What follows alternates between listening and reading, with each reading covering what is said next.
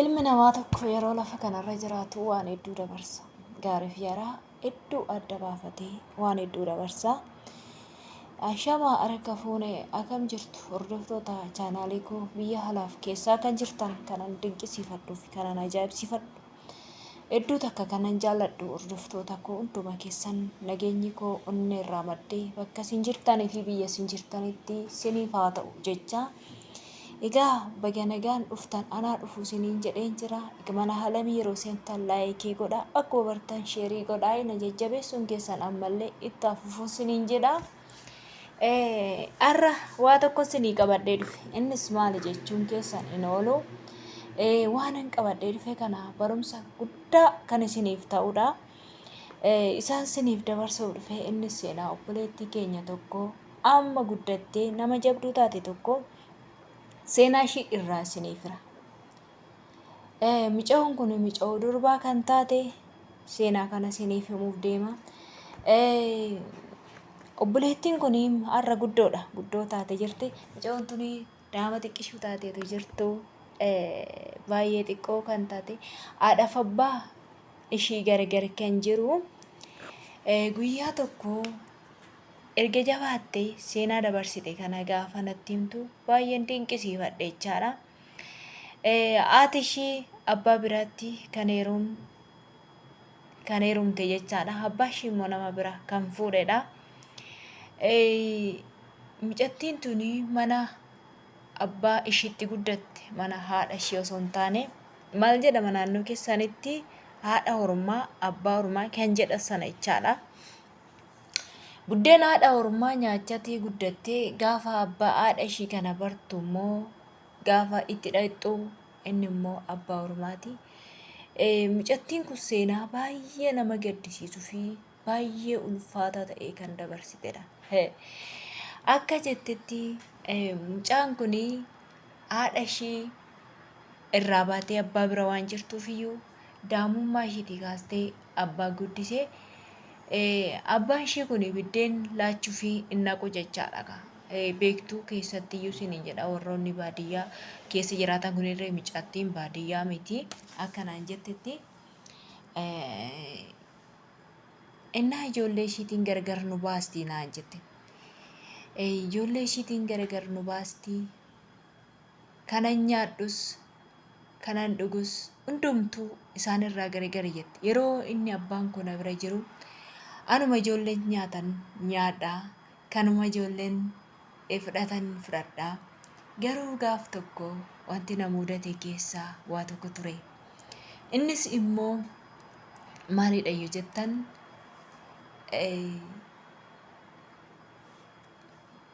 yeroo baay'een akka ijoollee isaan sanitti kolfuu hin danda'u. Yeroo baay'een akka isaanitti taphachuu hin danda'u.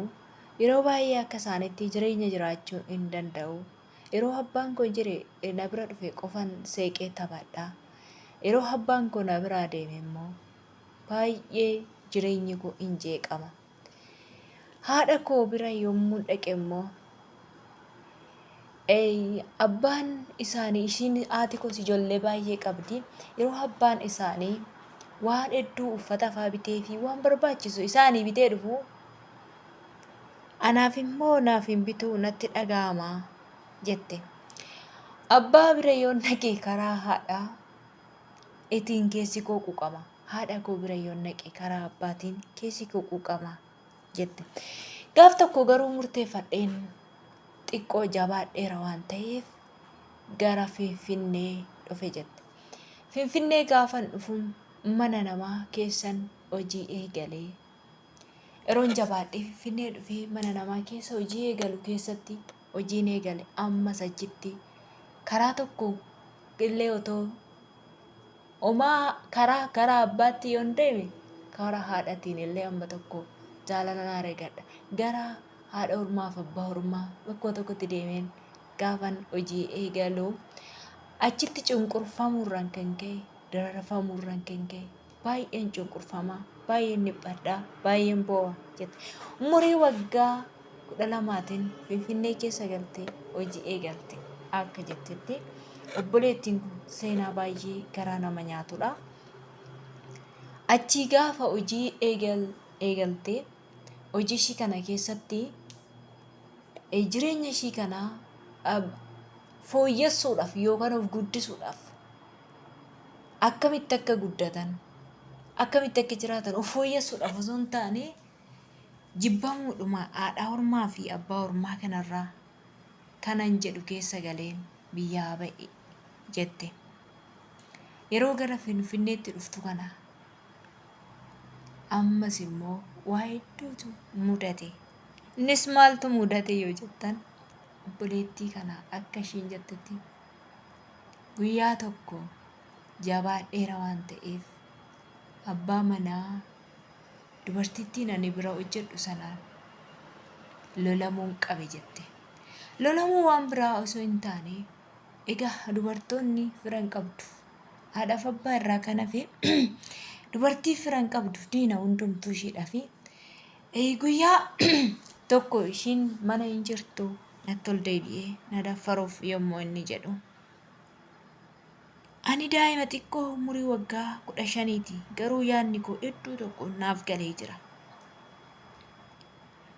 Ani kanaaf kan biyyaa ba'eef miti kanaaf kanan deemee miti sababiin cunqurfamuuf jechan mana maatii koo dhiisee deeme jedheenii yeroon itti nan boo'e jette.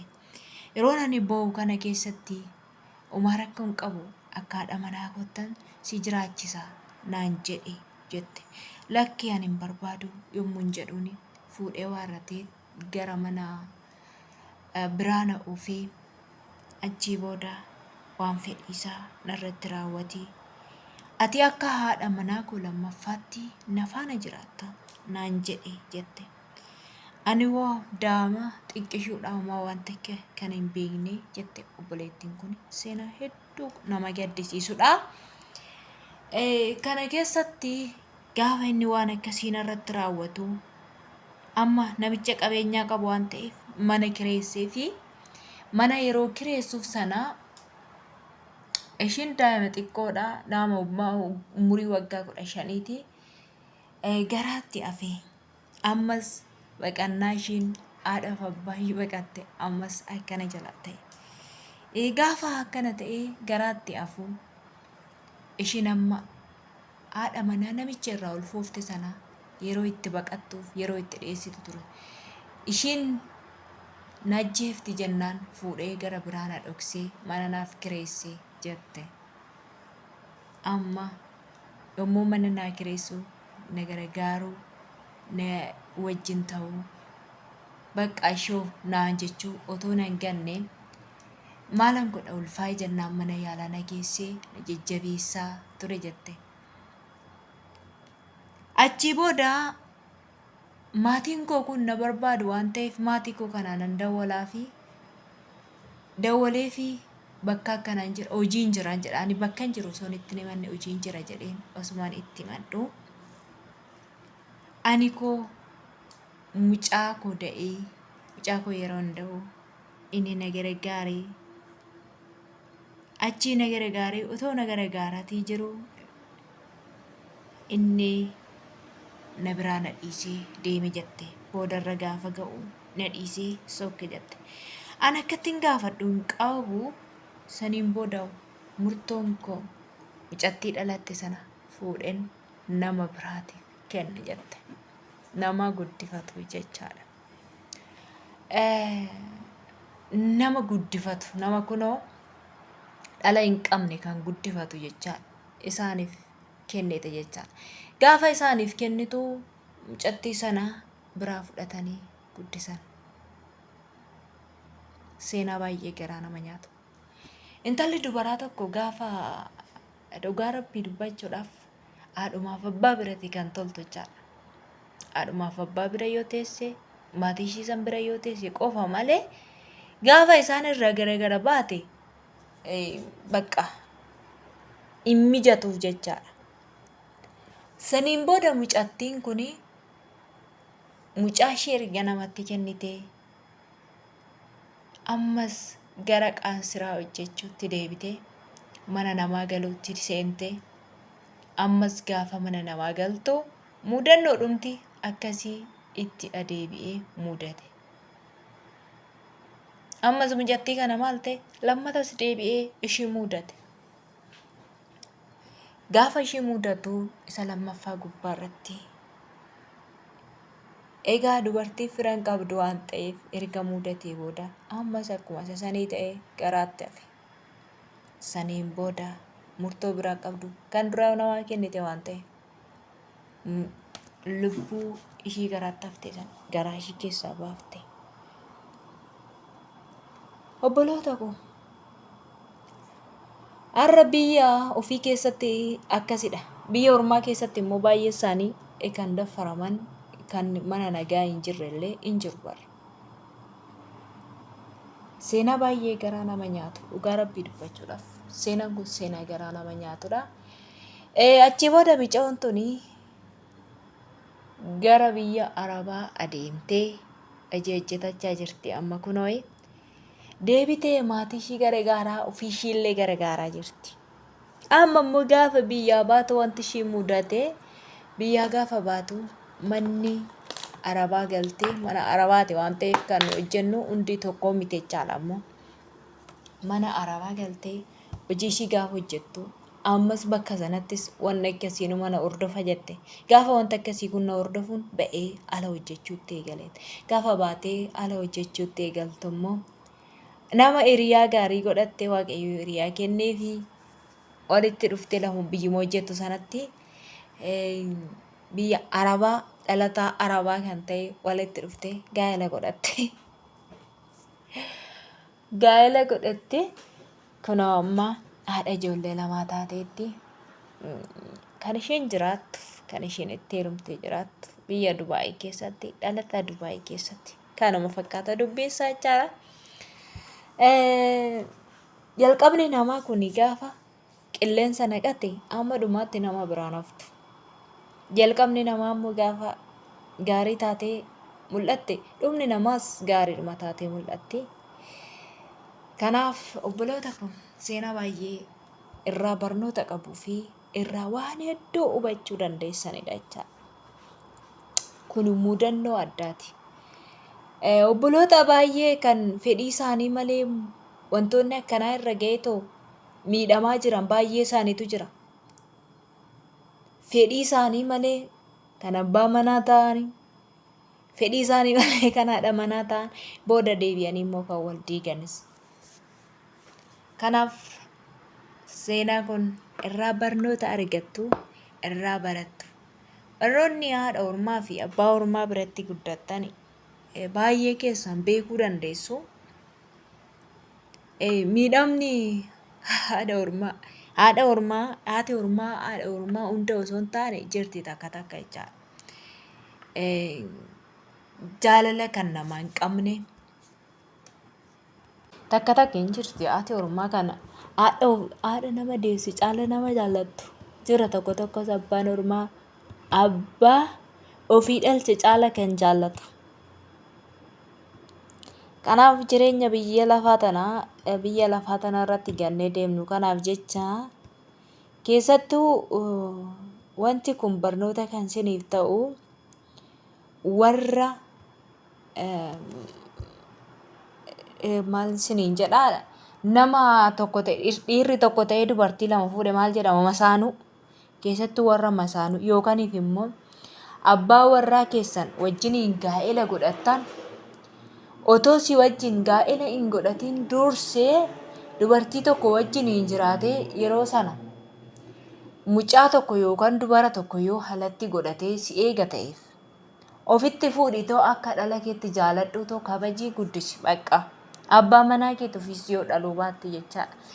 Lammaffaa immoo warri dhiiras dubartiin tokko otoo sitti hin dhufin tarii dogoggoraan kufuu dandeessi tarii immoo waan ittiin dubartiin tokko kuftu hin beeka waan ta'eef kuftee da'uu dandeessi. Yeroo deessu kana si dhoksitee si wajjiniin tidaarii dhaabachuu dandeessi.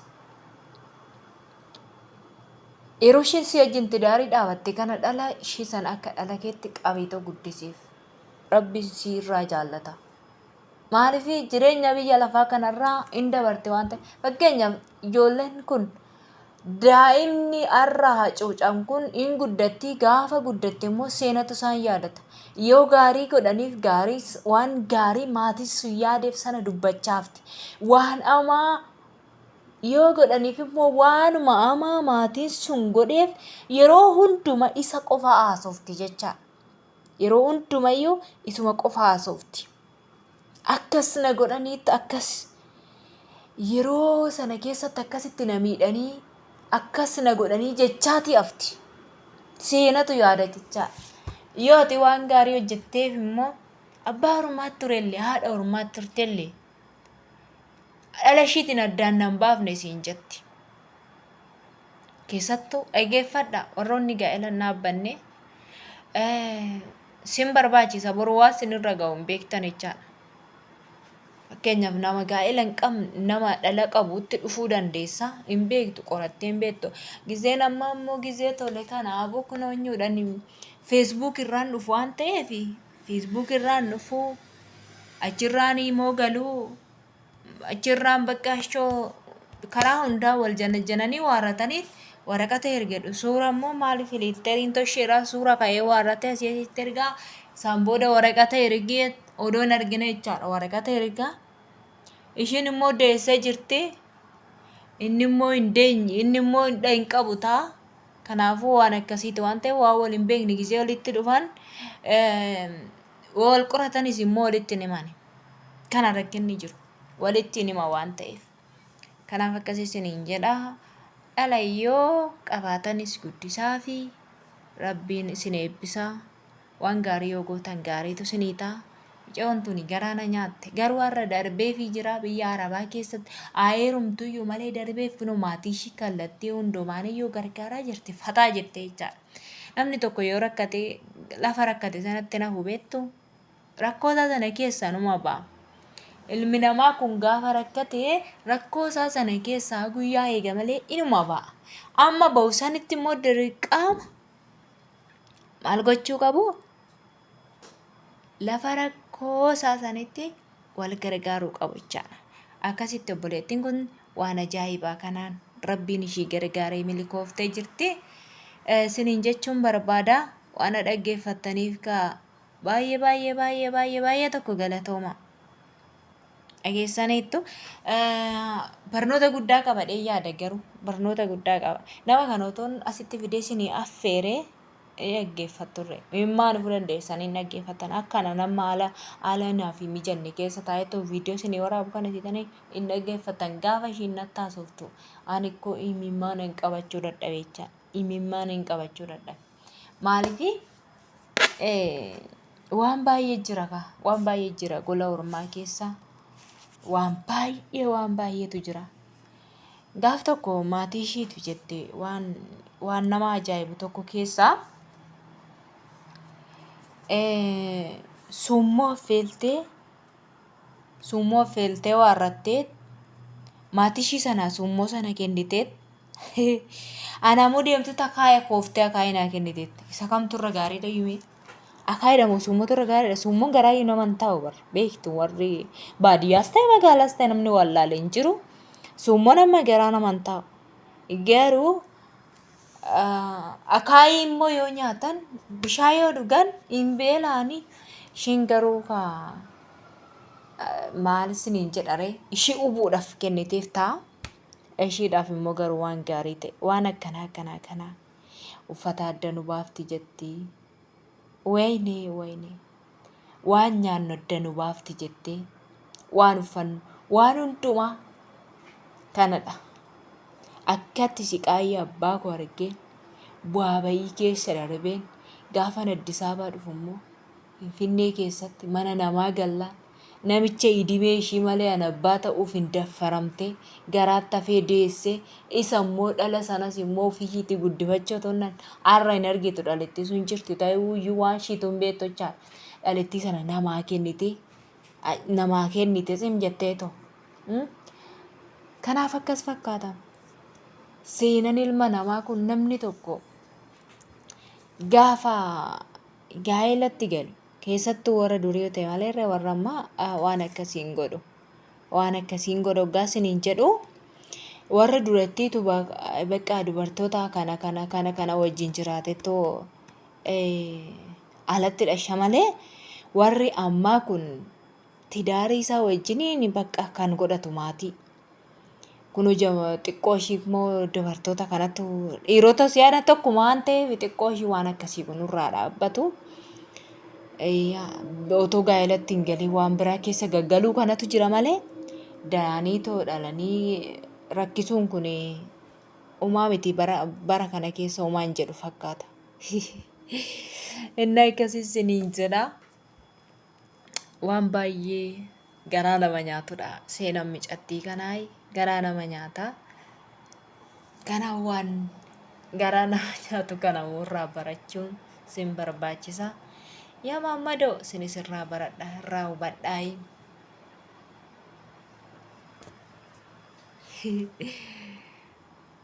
Tokko immoo utuma umurii fuudha isaan ga'ee fuudhetu dhashee waarrateetu irraa bada. Umurii isaa maal ta'e fuudha hin geenye, umurii sheeruma hin geenye, daa'imummaatti walitti dhufanii kan akkasittiin daa'ima isaaniillee rakkisan baay'ee isaaniitu jira. Fuutee waarrattee talatti gatti daa'ima kan rakkattu jechaadha. Kan daa'imni isaanii rakkatu danuutu jira. Wantoonni akkanaa kun sirrii miti. Kan waan baay'ee argaa oolla. Kan garaadha obbaasisu innis cubbuudha. Dubartiin tokko garaatti baattee deebitee waarrattee gaafa garaadha of baasiftu lubbuun balleessite waan ta'eef namse gadaa waan ta'e itti gaafatama. Namni lubbuu namaa balleesse itti gaafatama. Kanaaf wanta akkasii kun barbaachisaa miti jechaadha. Dursanii otoo waan akkasiitti galuudhaan dura akkaataa ittiin nam tokko jaalallee isaas haa ta'u abbaa manaas haa ta'u akkaataa itti wajjin jiraatan beekuutu irra gaariidha. Lubbuu namaa balleessurraa waan akkasii kanatti irra gaariidha jechaadha.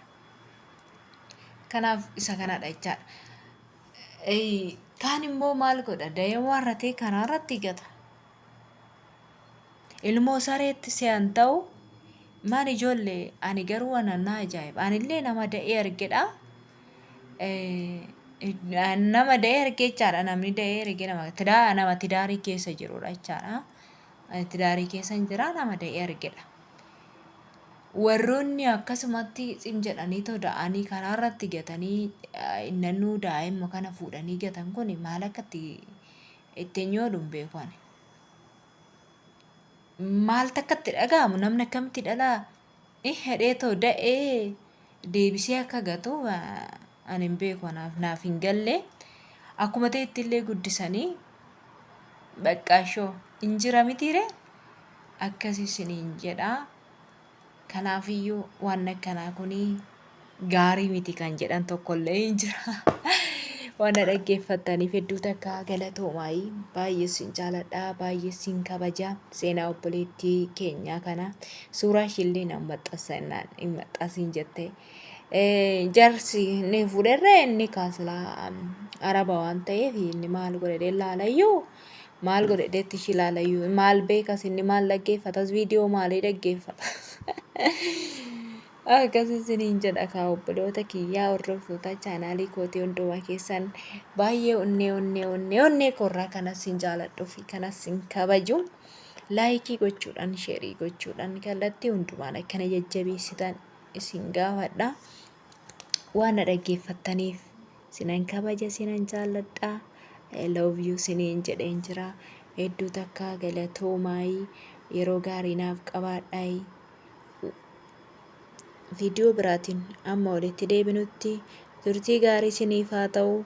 Jaalalli sin jaaladhu immoo onnee koo keessarraa kan maddite akka ta'u immoo hin beektu siniyyoo akkanan isin jaaladhu. Ana jajjabeessuun keessa yeroo hundumayyuu haa ta'u siniin jedha. Akkasitti har'a immoo alamiin fataa jettee waaratte viidiyoo nan baate sinitti haasofte nayyaanne iyyuu jiru. Warroonni duratti viidiyoodhaan bahuu kiyya na argitan nayyaanne ani garuu sin yaadeen jira. Si yaadeen jira koomentii illee naaf kaasniin jedha. Nama yaaddan natti fakkaate waan nama yaaduu dhiiftaniif hin beeku nama irraanfattu. Ani immoo isin hin irraanfanne hordoftoota koo hundumaa keessa waggaa 1000 jiraadha umriin keessan haa dheeratu. jaarsa kiyya biratti waan an galeeffannu onlaayinii irraa babbade.